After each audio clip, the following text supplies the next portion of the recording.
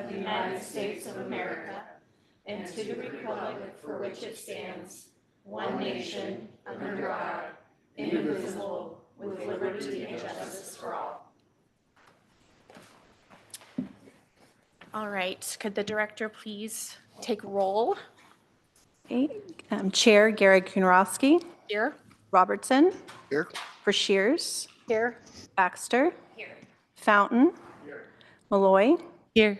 Miller, can't talk. He's absent. Thompson. Here. And Bloomer. Here. Thank you. Right, thank you. It looks like we have two sets of minutes from prior meetings that we need to approve. Has everybody had a chance to review the minutes from March 18th? Do we have any changes or corrections to them? No? Okay, how about April 15th? All right. Okay, we'll go ahead and accept those as submitted. I'll go ahead and move to the citizens' comments portion. This portion of the agenda is reserved for any members of the public who would like to address the Planning Commission on any topic that is not related to any items on the agenda. If you would like to address the Planning Commission, please come forward, sign in, and state your name before your comments. Okay, seeing none, we'll move on to the public hearing portion of the meeting. There's one public hearing on the agenda for tonight. Before we begin the public hearing portion of tonight's meeting, I would like to briefly explain the process. Staff will present a staff report summarizing the application and applicable approval criteria. Commissioners may ask staff questions following the presentation, and then the applicant will have an opportunity to present testimony regarding the application. After the applicant's testimony, members of the public will be invited to provide testimony and will first take testimony in favor of the application, followed by testimony in opposition. Following public testimony, the applicant will be given an opportunity to provide their rebuttal, and once all testimony has been received, the public hearing will be closed. After the hearing is closed, discussion will be limited to the Planning Commission and staff, and the Commission will deliberate and make a decision based upon the applicable approval criteria and evidence in the record. If you wish to testify this evening, please complete a sign-in sheet and state your name and address for the record before providing testimony. At this time, I'll ask the city attorney to review the public hearing procedures. Trey. Thank you. Tonight's hearing will be pursuant to the quasi-judicial procedure set out under ORS 197.797. At the start of each hearing, commission members will be asked to disclose any ex parte communication, conflicts of interest, or bias. As always, if you have any questions about what constitutes one of those, please feel free to ask. The applicable substantive criteria for this hearing will be addressed in the staff report. Testimony may be in oral or written form, but must be directed towards the criteria outlined in the staff report, the comprehensive plan, or the city's land use regulations. Any issue raised must be accompanied by statements and evidence sufficient to allow the commission and parties an opportunity to respond. Please note that failure to raise an issue, including a constitutional issue, by the close of the hearing will prevent any appeal to the Land Use Board of Appeals. Great. Thank you. All right, we'll go ahead and open the public hearing, planning file AR-26-06. Is there any conflict of interest, ex parte communication, or bias to report? No? Okay, seeing none, I'll turn it over to staff for the staff report. Thank you. Good evening, Chair and Commissioners. The public hearing tonight is planning file AR-2606, an administrative review request to convert an existing commercial office building at 890 South 2nd Street into a 26-unit apartment building. I will begin with the brief overview of the proposal, discuss the applicable review criteria, and the staff's recommendations. The subject site consists of 2 tax lots and is located within the central business commercial zonings. The site contains an existing 29,974 square foot commercial office building, which was constructed in 1985, and an adjacent parking lot with approximately 36 parking spaces that serves the building. According to the applicant, the building has remained largely vacant for an extended period and is no longer being utilized for its original office purpose. The applicant proposes to convert the existing office building into 26 one-bedroom apartment units through adaptive reuse of existing structure while continuing to utilize existing parking facilities and site infrastructure. No expansion of the building footprint or increase in the building height is proposed. Notice of the application was provided in accordance with Lebanon Development Code, and as of this evening, there was no written testimony. Why is this application before Planning Commission? Although this application is classified as an administrative review, Lebanon Code Section 16 authorizes the planning official to refer administrative review applications to the Commission for review and decision. Given the significance of this proposed downtown residential conversion, the implementation of recently adopting housing regulations, and the public interest associated with adaptive reuse projects, staff elected to refer this application to the Planning Commission for review and decision. Tonight, we're going to go over the applicable review criteria for administrative review. The criteria consist of compliance with the zoning district, access and street improvements, parking, landscape and screening, public facilities and services, hazard areas and overlay zones, and supplemental regulations. The draft order contains findings addressing each of these criteria. The key question before Commission is whether the proposed residential conversion is permitted within the Central Business Commercial Zoning District. In 2023, the Oregon legislature adopted House Bill 2984 to encourage the conversion of existing commercial buildings into residential uses and support reuse projects. In response to the state housing requirements and the city's housing production strategy, the City Council adopted ordinance number 3036 in June of 25. Among other amendments, this ordinance added the conversion of existing commercial structures to residential use as an administrative review within the commercial zoning district. Therefore, while House Bill 2984 establishes the state policy framework encouraging reuse, the approval authority for this application is found in the ordinance in the Lebanon Development Code.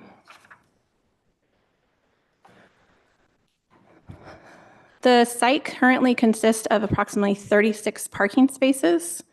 The applicant proposes to retain the existing parking area and utilize it to serve future residents of the development. No new access points are proposed and no roadway improvements are proposed. During review, staff noted that the office building and parking area are located on separate tax lots. The application material relied upon the continued availability of the existing parking area to serve this residential development. To ensure that site continues to function as represented in this application, the draft order includes a condition requiring the parking area to remain legally available to serve the development through lot consolidation, parking easements, or other legal mechanism approved by the city. Based on this information, staff finds the proposal satisfies this transportation and parking criteria. The site is currently served with public water, sanitary sewer, storm drain facilities, transportation, and emergency services. The applicant proposes to utilize these existing facilities. Because the proposal involves a reuse of an existing development site already connected to public infrastructure, staff finds the proposal can adequately serve by existing public use facilities subject to subsequent permit review. The project includes 2 tax lots with shared site infrastructure. The draft order also includes conditions requiring utilities and access easements between the 2 lots be recorded or lot consolidation. Staff also reviewed the application for compliance with landscaping, hazard area, overlay zone, and supplementary requirements. The proposal involves reuse of an existing development site and does not include the expansion of the building footprint, parking area, or any other significant site improvements. Staff found no deficiencies under these criteria and determined that the application approved standards have been met. Based upon the information submitted by the applicant and the analysis contained within the staff report, staff finds the proposal complies with the provisions of the Lebanon Development Code, is consistent with Ordinance 3036, which was adopted to implement the state housing policy, encouraging adaptive reuse and a residential conversion of existing commercial structures. Staff recommends the Planning Commission approve Planning File AR 2606 and adopt the draft order as presented. That concludes my staff report, and I'd be happy to answer any questions. Awesome, thank you. All right, commissioners, do we have any questions for staff before we open the public hearing? Go ahead and turn your mic on. Excuse me. Thank you. STC fees were waived in the write-up. Is that? So in the narrative, it does discuss SDC fees, and there is conditions by the state housing, and we'll address those with the building permit application. Okay. Thank you. So Shana, I'm a little bit confused with the parking. Okay. You said that the parking lot was a separate tax lot. Correct. There are two separate tax lots. So essentially, the parking lot could be sold and built on if I didn't condition the requirement of the easements for parking. Okay, so, but the map doesn't show a separate tax lot. It should.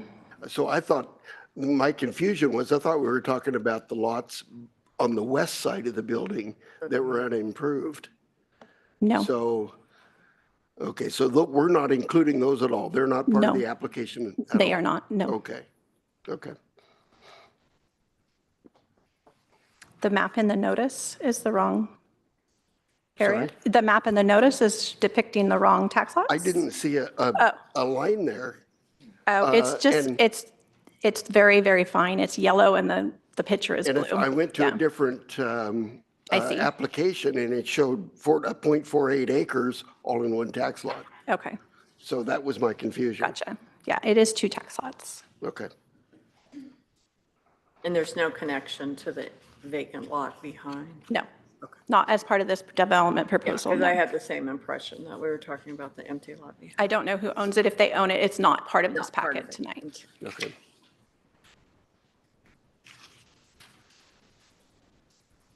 All right, anybody else? I had a question about ADA access. Is this the time or is it? Go ahead, we can, So the front, my experience with this building from long ago, when it was CenturyLink, was that front ADA entrance that they called ADA was extremely sharp and steep. And I saw a lady take a tumble coming out of there and literally fall, like roll down to the sidewalk. It was not nice. So I just wondered if that probably met ADA at the time. So have we explored, are there changes that will be made to that entrance? so after the land use approval tonight for administrative review that they meet the criteria, that will be the additional permitting process through development services for both the right-of-way and any improvements to the building. They will have to make it a residential unit, and that will be included in that. Okay, so that's You nothing won't we need to decide on that Okay, tonight, correct? Very good.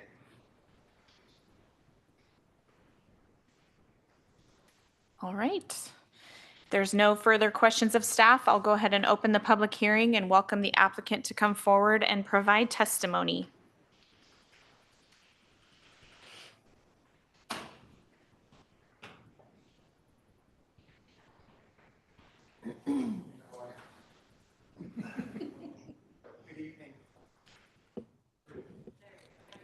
Good evening, Chairperson, Planning Commissioners, and City staff.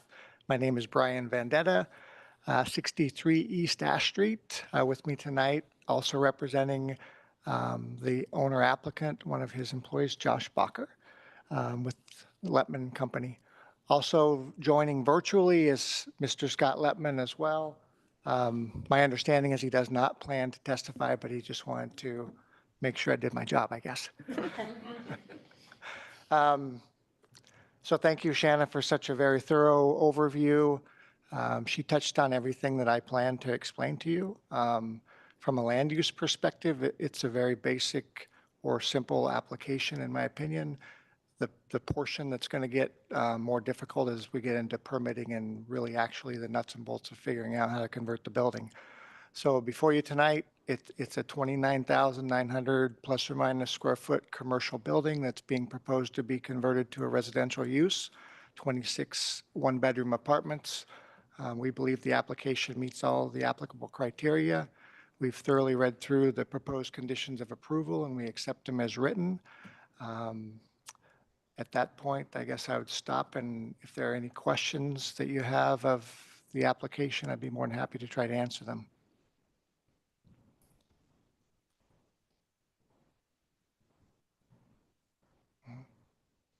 Okay. Well, I will touch on Mrs. Bulmer's question. So we do plan to evaluate the entire access to the building with respect to ADA and the accessibility guidelines in the building code. In fact, we're required to. So that will be a step, as Shannon described, when we get through the permitting process. Whether we're going to alter the front entry, I don't know that at this time. I would expect there may be something, though, that needs to be done, yeah.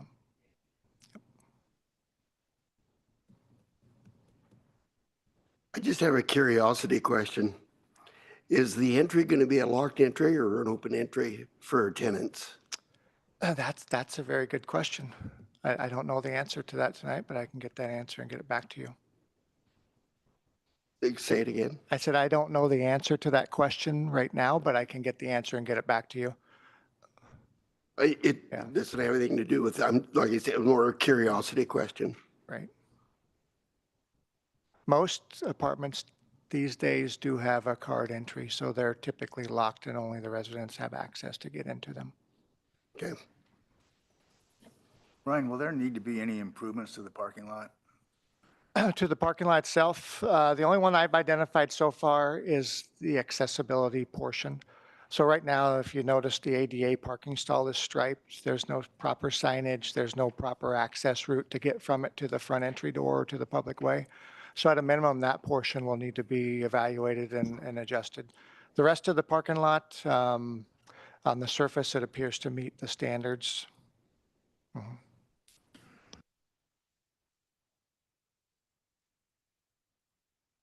All right, thank you. Okay, you're welcome. All right, the hearing is now open for members of the public to speak in favor of the application. I don't see anyone. And the hearing is now open for members of the public to speak in opposition of the application.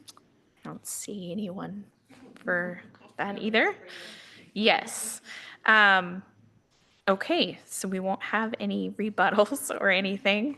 Okay, so seeing no further comments or questions for the applicant, I'll go ahead and close the public hearing. All further discussion will be limited to the Planning Commission and staff. So based on the testimony and staff report, do commissioners feel the applicable criteria has been met? Can I get clarification about moving from requiring like a first floor retail? Well, I would be happy to help you with that. So House Bill that I referenced was the state's way to get us to reuse commercial facilities. This is an existing structure, so you can have residential on the first floor. If they were proposing to build a brand new structure in this zone, they would not be able to have residential on the first floor. So it is an adaptive reuse of an existing commercial building, adopted in our ordinance 3034 as well. So is that telling me that any of the downtown buildings, Shh, even don't if get that secret out. now, okay, could now be converted into residential? Correct. And so this may be the first step of changing the nature and character of the Lebanon downtown. Could be a good thing, could be a bad thing, could be Correct. nothing. And why I elected for this to come to Planning Commission, to make it very transparent to the community that this is an option in housing, and if they would like to see this at a public testimony. Whether or not we might continue to do that for each application that comes through, we'll address them as they come.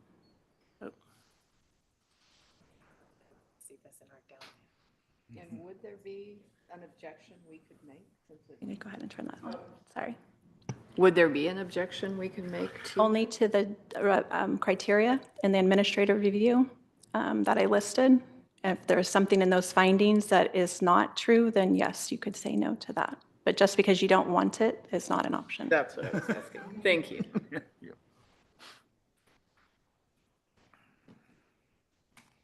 I want to just make a comment that being an affordable housing builder myself, I think this is great. It is something I wanted to do that building a while ago, but with the new housing bill that they passed, this is a great thing. And that's a great use of that property because it's just been sitting there and, dilapidating itself so it's nice to see actually something happening with it. And it provides more housing, at least one-bedroom housing in our immediate downtown area. So kudos to Agreed. the team. Agreed. Wasn't this part of, I felt like this was what our goal was with that, when the housing bill did come down, but that was one thing when I was part of that, I forgot what it was. The housing production strategy. Yes. If I could that- request a general discussion about the new laws and the rules. Maybe we could do that after you After. vote. Got it. Close the hearing. Okay. So Shannon, we don't need to do anything with the waiver that was requested? Is there a waiver in there? Yeah. What was it for? It was probably part of the permit What was it process. I don't called? recall it off the, oh, it's part of the permit process. We'll handle it at permitting, all right. correct.